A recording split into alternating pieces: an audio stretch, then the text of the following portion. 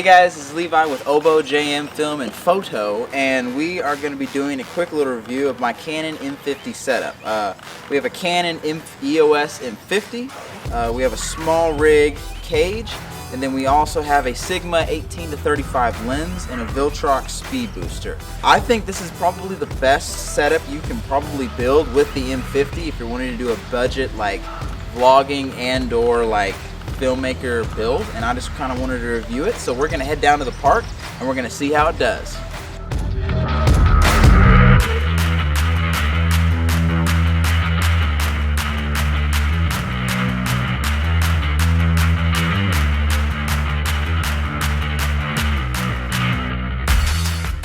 So we made it down to our local park here, and I just wanted to talk about this thing. So first, like I said, we have a Sigma 18-35. It's a very famous lens. It's been out for like something crazy, like 5 to 10 years or something like that. It's an f1.8, so super wide aperture. You can get really good depth of field, great low light. I've seen a lot of people pair this lens with like a red camera and different things like that. So I wanted to pair it with the M50 because I wanted to get the absolute best, quality for what the camera is.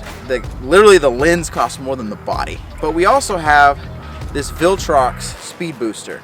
Now, if you don't know what a speed booster is, basically it allows you to, it reduces the crop on the camera. So cameras will automatically crop from time to time, depending on whether it's a smaller sensor or this and that. And typically full frame cameras that without a crop, typically you don't really need a speed booster for, but things like this, things like Sony's cameras like GH5s, a lot of times people will get a speed booster so it reduces the crop so it has more of a full frame look, and that's why I got this one for this.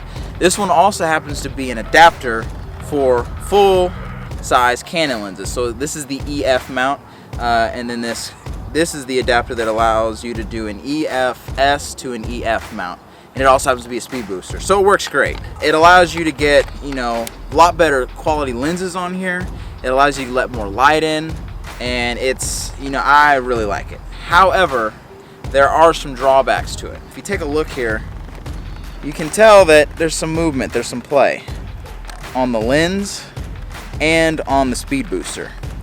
Sadly, it's just not a very quality. It's quality in the sense of how it works. But as far as feel, the whole system feels janky, like it just shakes some. I also have the small rig cage on here. I love this cage, it works well. I definitely highly recommend it because the grip on the M50 isn't very good as it is. But whenever you add the cage, it gives you a lot more to handle. The drawback there is that this cage, same deal, doesn't stay on very well. It has some movement too, unless you keep that stupid tight. And I don't want to break anything. So, it's a good setup, it's a good budget setup if you want to get started, but it's not perfect. On the side here, we only have a mic input, which you do need. You only got a mic input. And then on this side, we have an HDMI and then the ability to plug it in to transfer files. You cannot charge this camera, sadly. We have a screen, which is nice. It is flip out and around. It is great. So as far as vlogging, you can't beat that. It works well. So this is a vlogging test. We're filming in 1080p, 24 FPS, shutters at 50, and yeah, we got the base detect autofocus going on right now, which honestly is just pretty good. It's really good. I mean, Canon autofocus is dope. Yeah, I mean, I'll be honest with you, the autofocus on this camera with this base detect is working better than the Nikon, which is like a $2,000 camera. I mean, however, they're pretty on par.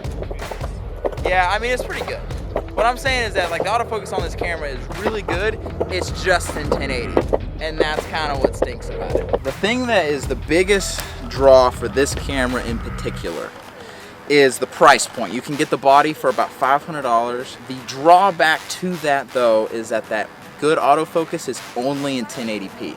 In 4K, it doesn't work, and in 120 FPS, it doesn't work. It only works with 1080.